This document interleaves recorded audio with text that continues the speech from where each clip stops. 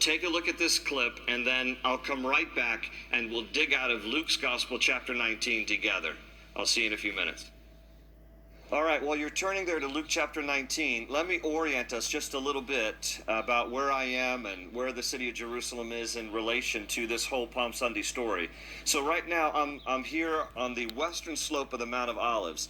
And traditionally, whenever Jews would come from all over to celebrate the Passover, they would find lodging here on the slopes of the Mount of Olives, because Josephus, first century historian, tells us that there were as many as 250,000 lambs that were sacrificed at Passover.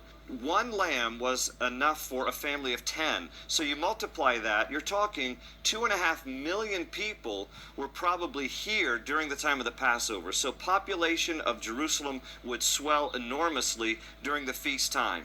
And so many people would have been finding lodging here under the olive trees of the Mount of Olives. And then you would descend down the Mount of Olives into the city of Jerusalem. You would cross the Kidron Valley to go up into the city of Jerusalem.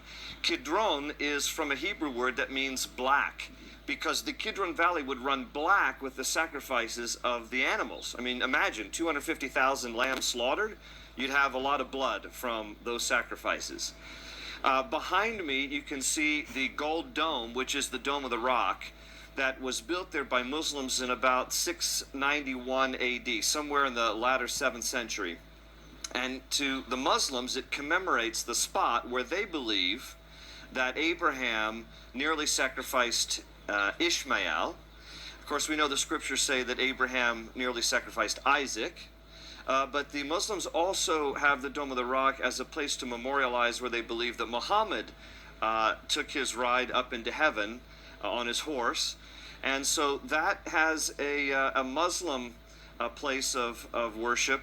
Next to the Dome of the Rock, you might notice the Al-Aqsa Mosque, which are like they're dark-covered domes, where that's a mosque of worship for Muslims today. So right now, the temple is obviously not there. The Jewish temple hasn't been there since 70 AD, when it was destroyed by the Romans under Emperor Titus. But otherwise, just to give you a proximity of things and perspective, the temple of Jerusalem would have stood about 2.5 times higher than the Dome of the Rock. So this was a massive structure. And when the Jews would have come up from Jericho over the Mount of Olives into the city of Jerusalem, they would have seen this brilliant white stoned structure gleaming in the sunlight. It would have been just an incredible sight to behold. And so this is that direction that Jesus came. And as we look in the text here in just a moment, he comes over the Mount of Olives from Jericho, because the previous chapter in Luke, chapter 18, tells us that he healed a blind man there in Jericho.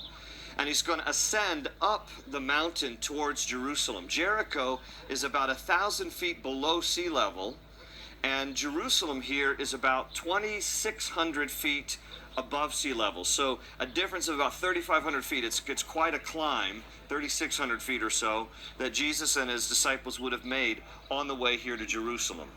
And today, Jerusalem boasts a population of about 1 million, almost 1 million. But in Jesus' day, at the time of the Passover, would have been 2.5 times that many people here. So here we are in Jerusalem on the western slopes of the Mount of Olives. And this is where the Palm Sunday story begins.